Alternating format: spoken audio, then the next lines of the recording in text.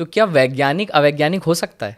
ये कॉन्ट्रडिक्शन लगातार हमें दिखाई देता है और मुझे लगता है कि इसकी दो तीन वजह हैं। सबसे खास वजह जो है वो एक तरफ तो जो आस्था है वो हमारे कल्चर का एक हिस्सा बन जाता है और बहुत डीपली रूटेड होता है, उसकी जड़ें बड़ी मजबूत होती हैं। अगर हम एक आम आदमी, आम घर की बच्चे की दिनचर्या को देखें तो क्या होता है, सुबह को वो उठता है तो घर में कोई घंटी बजा रहा है, कोई पूजा कर रहा है, कोई नमाज पढ़ रहा है, कोई जल अर्पण कर रहा है, कुछ ऐसा कुछ हो रहा होता है, कोई मोमबत्ती जला रहा है। ये होने के बाद वो उठता है, नाश्ता वाश्ता करता है तो कहीं उसको काला टीका लगा देते हैं, नहीं तो हाथ में कुछ बांध देते हैं, नहीं तो कुछ और कर देते हैं, स्कूल दुआ पढ़ देते हैं, फूंक के तावीज़ पहना देते हैं।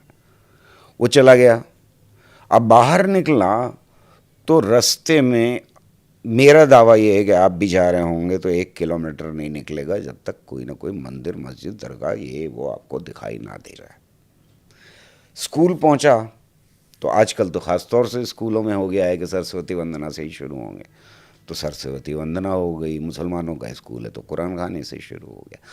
उसका इंटरेक्शन साइंस के साथ 45 मिनट से ऊपर का नहीं होता। वही एक पीरियड जो पड़ेगा, वापस आएगा, यही सब कुछ होगा। मार्केट जाएगा तो दुकान के अंदर उसको दिखाई दे जाएगा कुछ ना कुछ मूर्ति रखी होगी, नहीं तो कोई मुसलमानों का कोई सिंबल होगा, या इस तरह की चीज़ें ज़रूर होंगी।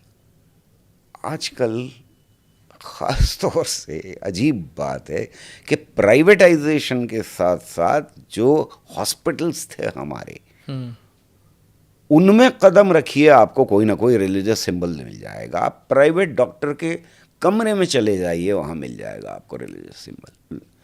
यानी हमारे आम आदमी की जब से आँख खुलती है, पैदा होता है, मरने तक एक बम्बार्डमेंट है रिलीजियस मैसेजेस का। एक बारिश सी है रिलीजियस मैसेजेस की जो लगातार हो रही है।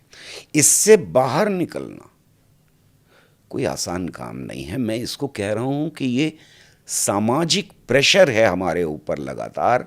अगर आप ऑब्जर्व नहीं करेंगे ये चीज़ें तो you are odd person out. तो ये एक वजह है हमारे यहाँ कि साइंटिस्ट भी इससे बच नहीं पाते।